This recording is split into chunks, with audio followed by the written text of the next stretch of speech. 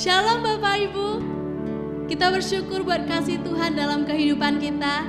Kita bersyukur hari ini kita bisa berkumpul bersama. Kita mau memuji nama Tuhan kita. Mari siapkan hatimu yang terbaik untuk kita menyembah Tuhan kita, untuk kita memuliakan nama Tuhan kita. Katakan, kami mau bersyukur Tuhan buat setiap kebaikan-Mu Bapa.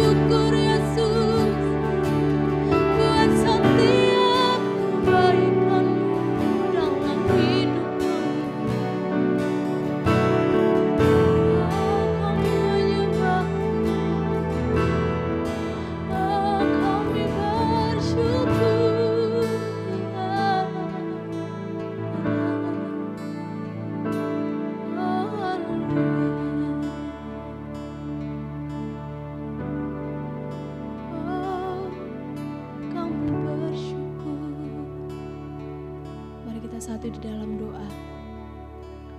Kami bersyukur buat setiap kebaikan-Mu dalam hidup kami Tuhan. Bapa, kami menyerahkan ibadah kami ini ke dalam tangan kuasa-Mu Tuhan. Biarlah Engkau memberkati ibadah kami dari awal, pertengahan sampai akhirnya. Dan setiap kami yang mengambil bagian dalam pelayanan ini, dan setiap umat-Mu yang mendengar, semua terberkati dan nama Tuhan selalu dipermuliakan dalam kehidupan kami. Terima kasih Tuhan. Haleluya. Sama-sama kita katakan amin.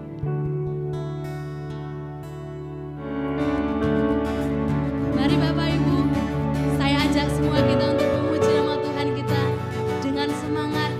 Kita adalah anak-anak Tuhan yang telah ditebus oleh Tuhan kita.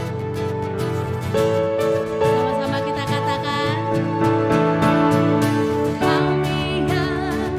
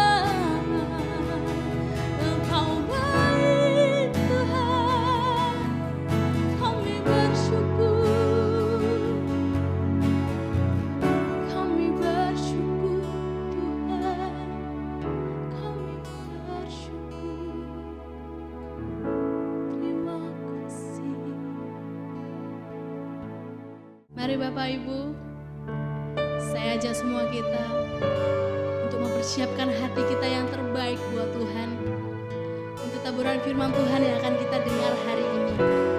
Kita mau bersyukur, kita tahu tahu bahwa Tuhan selalu menolong kehidupan kita. Kami bersyukur Tuhan.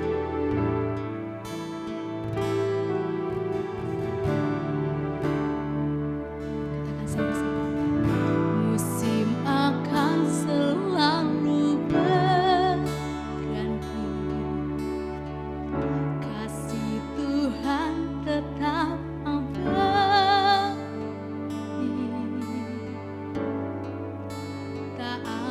berubah sampai selamanya. Ku tetap percaya. Katakan dengan segenap hati. Ku yakin Tuhan memberkati. Ku yakin Tuhan melindungi.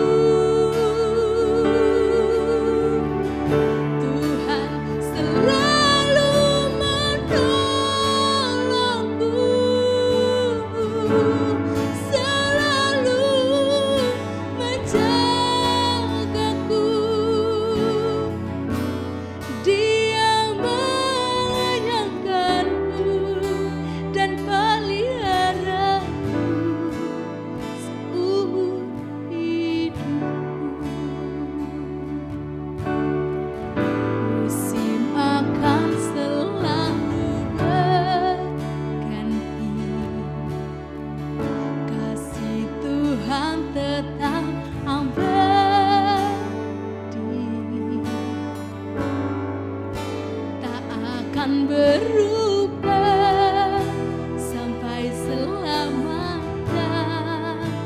Ku tetap percaya. Dengan yakin katakan. Ku yakin Tuhan memberkati. Ku yakin Tuhan melindungi.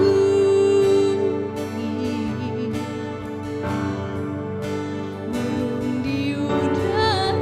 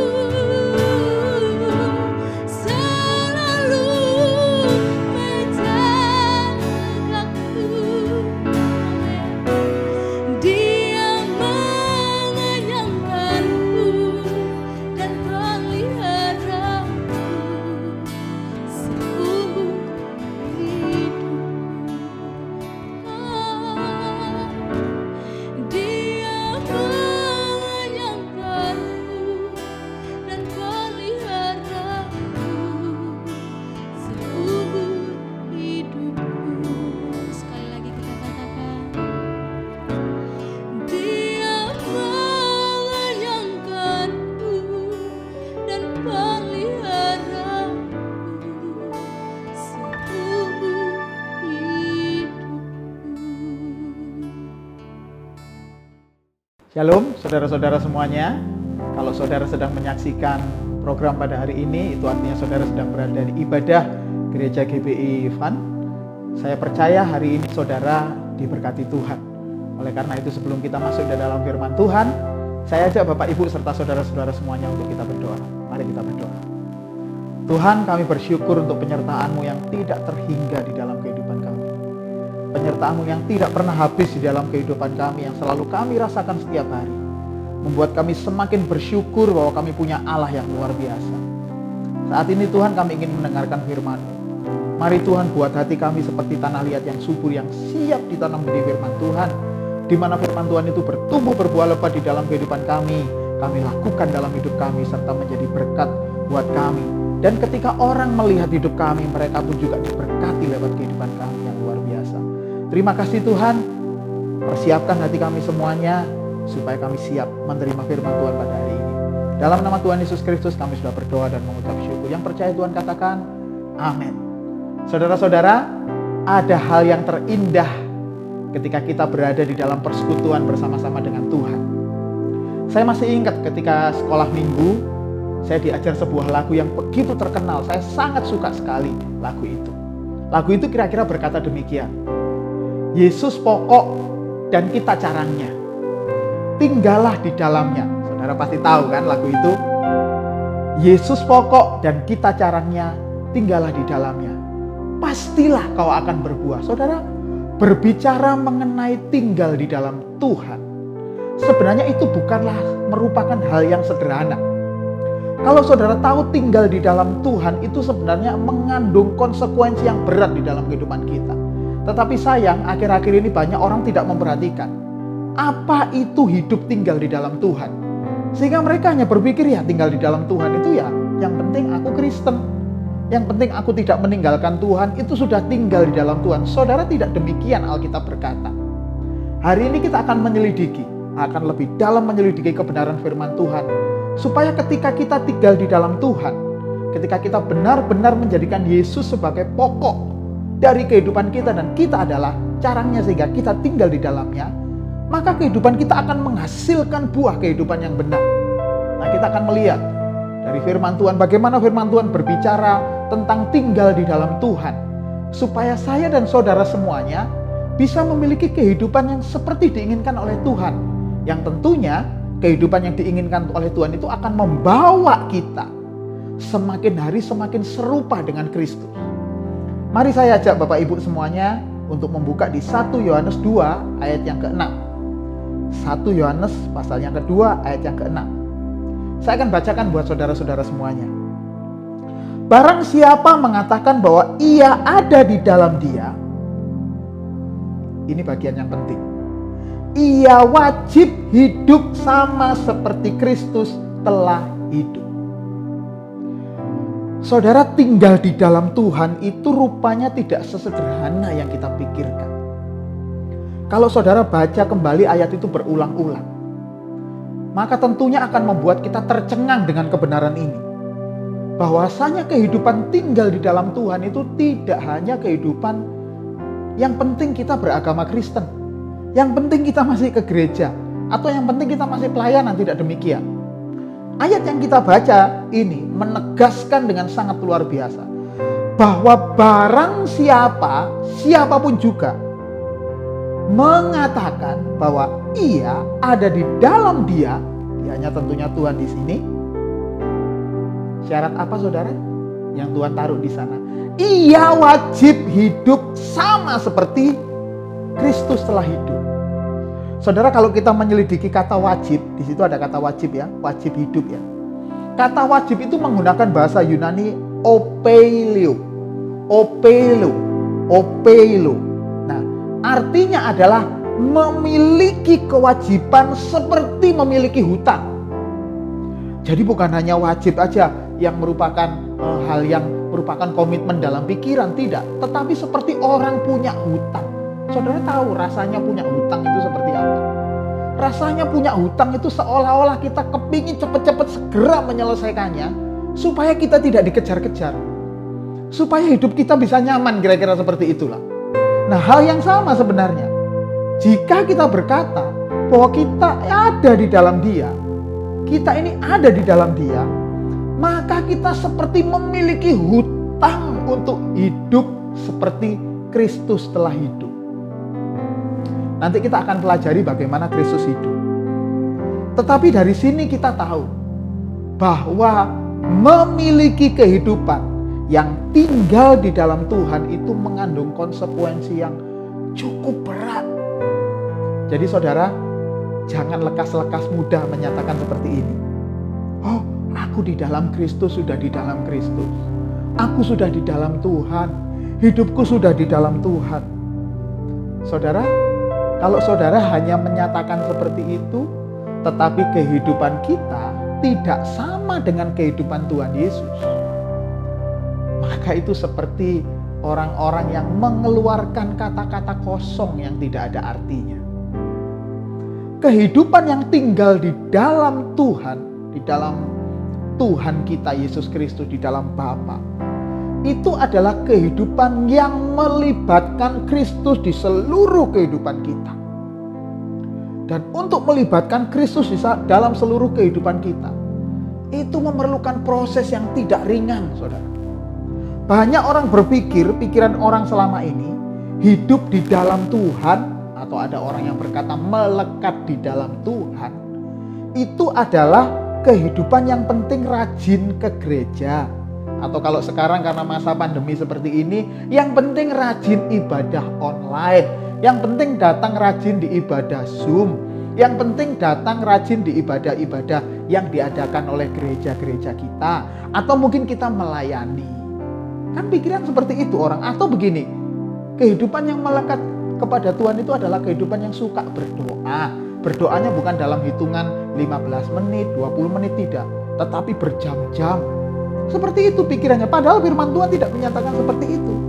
Firman Tuhan menegaskan dengan sebuah penegasan yang luar biasa bahwa orang yang menyatakan bahwa ia ada di dalam Kristus, apa tadi? Dia memiliki kewajiban untuk hidup sama seperti Yesus Kristus hidup. Jadi ke gereja, melayani Tuhan, memberi persembahan, berdoa, penyembahan, atau apapun juga yang kita lakukan kegiatan, itu hanya sebagian kecil daripada yang kita lakukan supaya kita serupa dengan Kristus Yesus. Hanya sebagian kecil. Ada bagian yang lebih penting lagi yang harus Bapak Ibu pahami mengenai hidup di dalam Kristus. Bapak Ibu semuanya, kehidupan di dalam Kristus seperti tadi yang lagu sekolah minggu yang kita pelajari tadi, Yesus pokok dan kita caranya itu diumpamakan kita ini adalah sebuah tanaman, di mana Yesus menjadi pokok dan kita ini akan menjadi carang-carangnya. Maka orang yang hidupnya ada di dalam Kristus paling tidak harus memiliki 3 hal. Saudara bisa mencatat ini. Yang pertama, orang harus berakar. Orang harus tertanam dan orang harus bertumbuh. Bertumbuh di dalam apa ini? Di dalam pokok kita. Di dalam kepenuhan Tuhan Yesus. Berakar, tertanam, dan bertumbuh. Apa itu berakar? Nah, kita akan bahas satu demi satu. Berakar itu artinya adalah di dalam kehidupan kita, kita memiliki dasar yang kuat. Dasar yang kuat di dalam pengenalan Tuhan Yesus Kristus dengan memiliki Injil yang benar. Bapak Ibu semuanya, keselamatan kita itu adalah karena anugerah, bukan karena perbuatan baik kita. Setelah kita diselamatkan oleh Tuhan, ada hal yang penting yang harus kita lakukan. Bukan setelah diselamatkan oleh Tuhan, kita tidak ngapa-ngapain. Salah besar.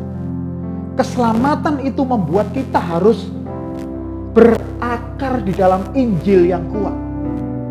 Bapak Ibu harus belajar bagaimana memiliki kepenuhan Kristus melalui kebenaran firman Tuhan, itu Injil.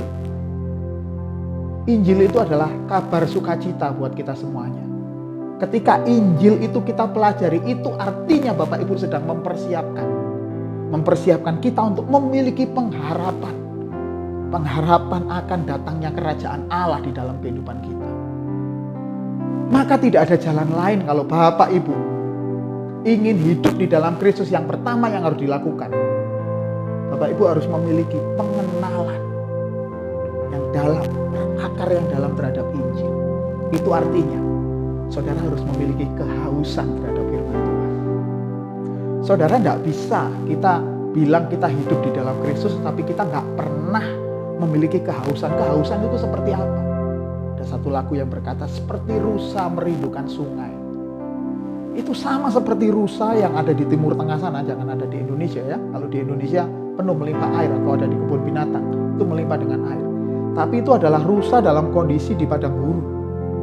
Betapa rindunya dia akan air. Kebutuhan akan air itu menjadi kebutuhan yang utama. Yang begitu merindu akan air. Sehingga begitu dia mendapatkan air, dia akan minum sampai puas. Saudara, pertanyaannya adalah, apakah akhir-akhir ini saudara rindu akan firman Tuhan? Di masa-masa pandemi seperti ini, tidak mudah untuk memiliki kehausan terhadap firman Tuhan. Karena hidup kita selalu diisi dengan segala sesuatu yang berbau online. Main game online, anak-anak muda. Nonton film online. Bahkan belajar pun online. Kita sudah disibukkan dengan hal-hal yang online. Sehingga untuk belajar firman Tuhan, kayaknya kita sudah tidak ada waktu. Buat apa kita belajar, Pak Pendeta? Karena gereja kan nggak ada kegiatan. Saudara, ironis sekali. Justru di saat-saat kita seperti ini, seharusnya kita sebagai orang percaya malah memiliki kehausan. Mengapa harus demikian? Karena masa-masa pandemi ini seolah mendekatkan kita dengan kematian. Saudara harus tahu bahwa sekarang ini kematian sudah dekat sekali. Sangat dekat, bisa ada di sekeliling kita dan bisa menimpa kita kapan saja. Oleh karena itulah tidak ada jalan lain selain kita harus mencari kebenaran firman Tuhan. Maka saudara, kesempatan-kesempatan seperti ini di mana kita bisa belajar firman Tuhan adalah kesempatan yang luar biasa. Saudara, pakai hal itu untuk mencari kebenaran Tuhan, mencari kebenaran Injil, supaya ketika kebenaran itu kita pahami, maka itu bisa kita terapkan di dalam hidup kita, bisa kita lakukan dalam hidup kita ketika kita menghadapi masalah sehari-hari. Berakar. Yang kedua, tertanam. Tertanam itu adalah saudara berada di tempat yang tepat dalam hadirat Tuhan. Saudara tidak bisa kemudian belajar firman Tuhan tanpa saudara juga bersekutu dengan saudara-saudara seiman yang lain. Jangan hidup sendiri. Sudah waktunya kita sekarang mulai berkomunitas, walaupun kita terbatas, tidak seperti di gereja, seperti pada saat kita bisa ibadah offline. Tapi saudara bisa berkomunitas, tetap bisa berkomunitas, di mana komunitas itu adalah orang-orang yang isinya dalam hadirat Tuhan. Gunanya untuk apa? Supaya saudara bisa tertanam di situ. Setia di tempat itu. Bertumbuh di tempat itu. Bagaimana caranya Tuhan bisa membuat firman Tuhan itu hidup di dalam hidup kita? Ingat, firman Tuhan itu ada yang logos, tulisan yang kita pahami, tapi ada yang rema. Yang rema itu adalah firman Tuhan yang nyata dalam kehidupan kita lewat seluruh hidup kita. Dimana ketika kita mengalami masalah, Tuhan bicara. Ini loh firman Tuhan yang harus kamu pakai. Bagaimana caranya Tuhan membentuk kita kalau kita tidak pernah bergaul dengan saudara-saudara kita seiman, tidak pernah bergaul dengan orang lain, kita ketakutan, kita hanya ada di dalam lingkungan diri sendiri. Saudara mesti harus membuka diri untuk mau tertanam. Di gereja ini saudara akan tertanam dengan baik. Ada begitu banyak program-program gereja ini yang mengajarkan kebenaran-kebenaran firman Tuhan yang luar biasa. Saudara bisa bergabung di tempat ini. Saudara bisa hubungi nomor-nomor yang nanti setelah ada di acara ibadah kita. Saudara bisa hubungi, kontak mereka. Nah, dari situ saudara akan bertumbuh. Hal yang saudara dengar firman Tuhan tadi, kebenarannya akan saudara terapkan di dalam kehidupan ketika berkomunitas dengan yang lain. Dan yang terakhir, yang paling penting, saudara harus bertumbuh. Bertumbuh itu bertumbuh dalam firman Tuhan yang benar, yang mendewasakan. Tidak semua firman Tuhan itu benar. Tidak semua yang disebut firman itu benar, saudara. Ada firman yang tidak mendewasakan. Ada firman Tuhan yang hanya isinya hanya sebuah motivasi yang membawakan adalah seorang motivator. Engkau akan sukses, engkau akan berhasilnya seperti itu. Tetapi saudara harus bertumbuh di dalam firman Tuhan yang benar, yang mendewasakan saudara. Saudara bisa melihat bedanya firman Tuhan yang benar dengan yang tidak adalah ketika firman Tuhan itu mendewasakan kehidupan kita. Itu adalah firman Tuhan yang benar. Jadi kalaupun ada firman Tuhan yang negur kita dengan keras, saudara jangan marah sama pembicaranya. Pembicaranya pasti tidak akan bermaksud untuk menyinggung saudara, menyindir saudara. Enggak. Justru di kondisi-kondisi seperti itu, ketika firman Tuhan menegur kita dengan keras, apa yang kita lakukan? Kita harus bersyukur. Kita harus mengucap syukur. Karena Tuhan sedang memperbaiki hidup kita supaya kita naik level lagi. Bukan hanya firman Tuhan, tetapi peristiwa-peristiwa dalam hidup kita itu Tuhan pakai dengan cara yang luar biasa untuk menegur kita. Bagaimana caranya Tuhan supaya membuat saudara jadi orang yang mengampuni? Saudara akan dipertemukan dengan orang-orang yang menyakitkan hati saudara. Dan disitulah saudara harus mempraktekkan bagaimana mengampuni orang ini. Bukan malah kita sakit hati nyari berita-berita buruk tentang orang ini. Kemudian kita bicarakan dengan orang-orang yang lain. Saudara, kalau kita melakukan seperti itu, maka masalah tidak akan pernah membuat saudara jadi bertumbuh, jadi dewasa.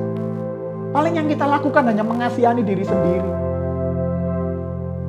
Ironis saudara, kalau ada orang-orang Kristen yang percaya pada Tuhan tetapi masih melakukan praktek-praktek hidup seperti ini. Makanya 3 hal itu penting.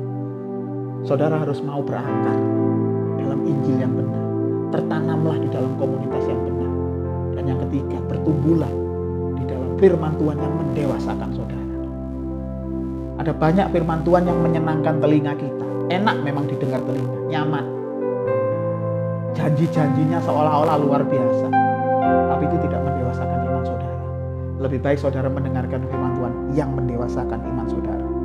Nah, kita akan melihat bagaimana kehidupan Tuhan Yesus Kristus. Sehingga kita tahu pokok kita itu melakukan apa. Sehingga kita bisa mengerti bagaimana harus kita lakukan supaya kita memiliki kehidupan yang sama dengan Tuhan Yesus Kristus. Saudara, saya ajak membuka di Yohanes 4 ayat yang ke-34. Yohanes pasal yang keempat ayat 34. Kan saya bacakan buat saudara. Kata Yesus kepada mereka, makananku ialah melakukan kehendak Dia yang mengutus aku dan menyelesaikan pekerjaannya. Saudara bisa melihat dari sini. Bahkan Tuhan Yesus berkata, makananku yang aku konsumsi setiap hari itu adalah melakukan kehendak Dia. Saudara tidak terbayangkan bagaimana kehidupan Tuhan Yesus, di mana makanannya itu seolah-olah, ini maksudnya bukan makanan fisik ya. Kalau makanan fisik tetap dimakan fisik. Ini makanan dalam kehidupannya adalah apa yang Dia lakukan setiap hari dalam kehidupannya adalah melakukan kehendak Bapa, kehendak Dia yang mengutus Dia, yaitu Bapa di surga, dan menyelesaikan pekerjaannya. Pokok kita seperti itu. Fokus hidup kita seperti itu. Nah, fokus kehidupan seperti inilah yang seharusnya dimiliki oleh orang yang percaya. Saya dan saudara semuanya. Kalau kita masih belum memiliki fokus supaya kita bisa melakukan kehendak Bapa dan menyelesaikan rencananya, menyelesaikan pekerjaannya, jangan bilang hidup di dalam Kristus. Jangan bilang engkau tinggal di dalam Kristus. Karena tinggal di dalam Kristus itu adalah sama seperti Tuhan Yesus. Wajib hidup sama seperti Tuhan Yesus. Yaitu makananku adalah melakukan kehendak Bapa. Ingat saudara, kekristenan itu bukan berbicara apa yang aku dapatkan dari kekristenan. Bukan. Salah kalau ada yang mengajarkan seperti itu, salah. Kekristenan itu adalah seluruh hidup kita serahkan kepada Tuhan. Dan Tuhan tinggal di dalam hidup kita. Itu kekristenan. Artinya tidak ada satupun yang kita pakai untuk kepentingan kita. Kita cuma berkata, Tuhan, jadilah kehendak-Mu. Sama seperti Yesus. Yang ketika di Taman Getsemani dia berdoa, Tuhan kalau boleh lalukanlah cawan ini daripadaku. Itu keinginannya Yesus. Tapi Yesus berkata dengan doa yang luar biasa, tetapi bukan kehendak-Ku, melainkan kehendak-Mu yang jadi. Saudara, kekristenan saudara bagaimana? Apakah kita yang melakukan kehendak Bapa atau Tuhan yang disuruh mengikuti kehendak kita? Kalau kita melakukan kehendak Bapa, itu sudah benar. Apapun kehendak Bapa, apapun Tuhan bawa kehidupan kita, baik kehidupan kita diberkati dengan berkat yang banyak ataupun tidak, ataupun kita punya masalah yang cukup berat, itu Tuhan bawa saudara. Ingat, Allah turut bekerja di dalam segala sesuatu untuk mendatangkan kebaikan, termasuk di dalam masalah-masalah hidup kita. Supaya apa? Supaya saudara semakin serupa dengan Tuhan Yesus Kristus lewat masalah itu. Makanya saudara, yang paling penting adalah fokus kehidupan kita tidak lagi sekarang untuk diri kita. No. Bukan untuk diri kita sendiri, tetapi Yesus yang tinggal di dalam hidup kita. Dan kita memiliki kehidupan yang baru, yang sama seperti Tuhan Yesus. Yaitu hanya melakukan kehendak Bapa, yang merupakan jadi makanan kita. Saudara memiliki kehidupan yang seperti ini bukanlah kehidupan yang wajar bagi dunia. Mungkin kita akan dianggap aneh. Mungkin kita akan dianggap orang kok gini. Tapi percayalah saudara, itu yang diinginkan Tuhan. Saudara tidak akan tertarik lagi dengan cara-cara dunia. Tidak akan tertarik lagi dengan dosa. Tidak akan tertarik lagi dengan segala barang-barang yang ada di dunia ini. Tetapi ketertarikan kita adalah kerajaan Allah dan kebenarannya. Jadi saudara-saudara, Yesus pernah bilang, dia berkata seperti ini, kumpulkanlah bagimu harta di surga, jangan di bumi. Nah, jadi kalau orang-orang yang hidupnya sama seperti Yesus, yang dia kumpulkan bukan harta di bumi ini. Dia di bumi ini gak punya apa-apa, gak jadi masalah. Tapi yang paling penting dia kumpulin harta di surga, supaya Bapa berkenan kepada hidupnya. Itu adalah kehidupan yang baru. Sebagai ayat penutup, saya ajak saudara semuanya untuk membuka 2 Korintus 5 ayat yang ke-17 sebagai ayat yang terakhir. 2 Korintus 5 ayat yang ke-17. Saudara pasti pernah membaca ayat ini. Mungkin saudara hafal. Kan saya bacakan lagi buat saudara. Jadi siapa yang ada di dalam Kristus, perhatikan baik-baik saudara. Jadi siapa yang ada di dalam Kristus, ia adalah ciptaan baru. Yang lama sudah berlalu, sesungguhnya yang baru sudah datang. Saudara, kalau saudara bilang bahwa atau berkata bahwa hidupku ada di dalam Tuhan, di dalam Dia, itu artinya saudara memiliki kehidupan yang baru. Kehidupan yang baru itu yang kehidupan seperti apa? Yang sama seperti Yesus, yang serupa dengan Tuhan Yesus Kristus, yang serupa dengan gambaran anaknya yang tunggal Tuhan Yesus Kristus. Di mana Tuhan Yesus Kristus memiliki pikiran seperti ini, makananku adalah melakukan kehendak Bapa dan menyelesaikan pekerjaannya. Itu pikiran Kristus. Jadi kalau saudara bilang bahwa saudara tinggal di dalam Tuhan, harusnya saudara punya pikiran Kristus yang seperti itu. Jadi kita semakin serupa dengan Kristus. Tapi kalau kita berkata bahwa kita ada di dalam Kristus, tetapi pikiran kita masih sama seperti dunia, serupa dengan dunia, berarti itu waktunya untuk kita bertobat. Ayo, sebelum kita menutup mata, kita mesti ubah haluan hidup kita. Sekarang hidup kita bukan lagi sama seperti dunia, tetapi sudah sama seperti Tuhan Yesus Kristus. Belajar dari hal kecil yang kita lakukan setiap hari. Ketika kita disakiti hati oleh orang lain, ketika ada orang lain berkhianat kepada kita, ketika kita merasa ditinggalkan, ketika kita merasa gak punya apa-apa. Tetapi di masa-masa seperti itu, kita tetap mengampuni, kita tetap mengasihi, kita tetap bersabar, dan kita tetap mengandalkan Tuhan. Maka itulah yang disebut dengan tinggal di dalam Tuhan. Jadi saudara-saudara, hari ini pesan firman Tuhan jelas. Mari kita ubah cara pandang kita yang menyatakan bahwa kita tinggal di dalam Tuhan hanya datang ke gereja, hanya datang di ibadah bukan. Itu hanya sebagian kecil. Yang terpenting adalah, paling penting adalah hidup saudara. Hidup saya dan hidup Bapak Ibu semuanya. Apakah kita sudah serupa dengan Kristus? Ataukah belum? Kalau belum, segera kita ubah. Sebelum kita nanti menutup mata. Paling tidak sebelum kita menutup mata nanti. hidup saya dan hidup Bapak Ibu semuanya adalah hidup yang sudah serupa dengan Kristus. Supaya kita ketika pulang ke rumah Bapa nanti, Bapa mengenal kita. Lewat kehidupan Tuhan Yesus Kristus, Dia tahu kita ini adalah pengikut Kristus. Karena kehidupan kita sama dengan kehidupan Tuhan Yesus Kristus. Kumpulkanlah bagimu harta di surga, jangan di bumi. Mulai dari sekarang, mari ubah hidup saudara.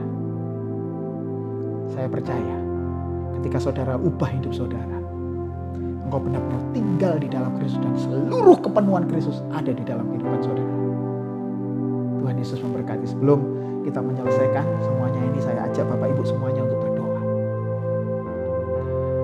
Tuhan Yesus, terima kasih Tuhan untuk kebenaran-Mu pada hari ini. Kebenaran-Mu yang bisa mengubahkan hidup kami.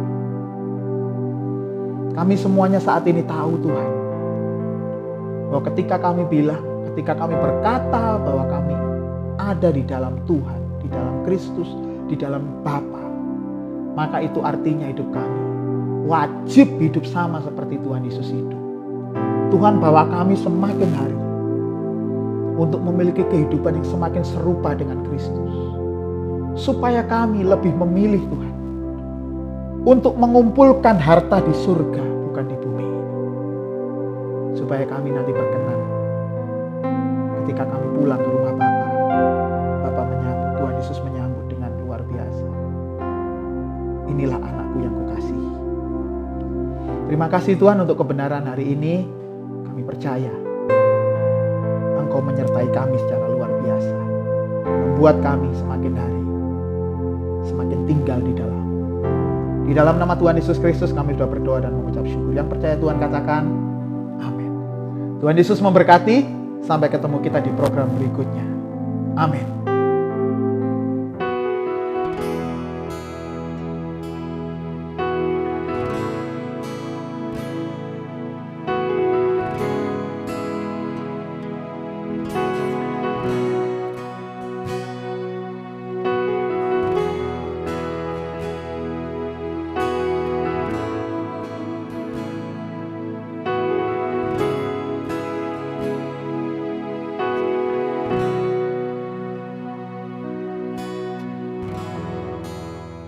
Dekat padamu itu rinduku,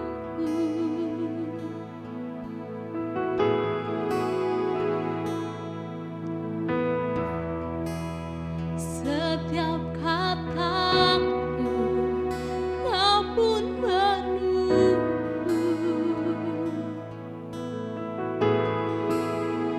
Tak kusangka ku temukan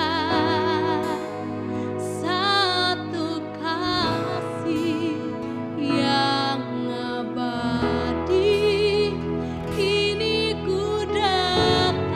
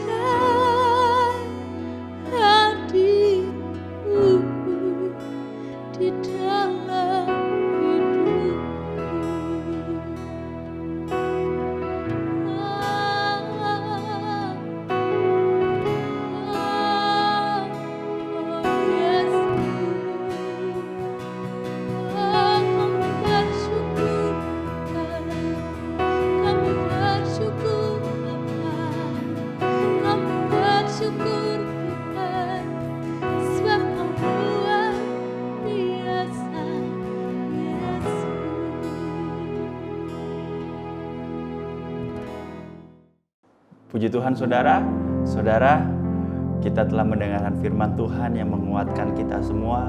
Kita imani, kita yakini pada saat kita menerima firman Tuhan, taruh dalam hati dan berdoa, punya iman, itu terjadi saudara. Dan kita kuat dalam menghadapi berbagai masalah kehidupan. Diumumkan lagi saudara bisa memberikan persembahan melalui bank transfer atau QR code yang tersedia selama ibadah berlangsung di screen. Jangan lupa saudara bisa mengikuti ibadah online GBI Faith Unlimited atau GBI Fun melalui YouTube. Alamatnya GBI Faith Unlimited. Saudara bisa subscribe, likes, dan loncengnya jangan lupa dipencet supaya terus saudara dapat menyaksikan konten-konten atau ibadah online yang tersedia. Jangan lupa juga untuk memfollow Instagram gereja di GBI Faith Unlimited. Saudara, dengan Anda mengikuti follow gereja, Instagram gereja, saudara bisa mengetahui update-update terbaru di dalam acara-acara yang gereja lakukan. Amin saudara. Minggu depan kita akan melakukan ibadah online terus saudara, dan kita berdoa rindu rasanya untuk kita bisa segera melakukan ibadah offline saudara. Kita berdoa ya supaya keadaan lebih baik dan kita memungkinkan untuk ibadah secara offline bertemu dengan saudara seiman. Amin saudara. Mari kita berdoa, kita tutup ibadah pada hari Minggu ini dan sekaligus kita akan doa berkat. Mari kita sama-sama berdoa. Tuhan, kami bersyukur atas setiap firman-Mu yang ada, yang kami dengarkan. Pada hari ini Tuhan, kami berdoa untuk jemaat-Mu yang memberikan persembahan agar Engkau lihat setiap hati yang memberikan persembahan Tuhan. Dan kami percaya Engkau akan memandang ini sebagai sebuah persembahan yang harum di hadapan-Mu. Berdoa untuk jemaat yang kekurangan Engkau cukupkan, yang sakit Engkau sembuhkan, yang membutuhkan terobosan hidup Engkau berikan terobosan. Berdoa juga untuk ibadah-ibadah yang akan kami lakukan pada minggu depan, agar ibadah-ibadah ini dapat mempermuliakan nama-Mu. Terima kasih Tuhan, terima kasih. Saatnya Engkau akan memberkati jemaat-Mu. Mari jemaat angkat tangan-Mu dan terimalah berkat dari Tuhan. Diberkatilah dimanapun Kau berada, diberkatilah keluargamu, diberkatilah kesehatanmu, diberkatilah bisnis dan pekerjaanmu, diberkatilah studi dan perkuliahanmu, diberkatilah setiap rencanamu ke depan, dan Kau akan setia pada Tuhan sampai pada kesudahannya. Amin, amin, amin. Happy Sunday, Tuhan Yesus memberkati kita semua.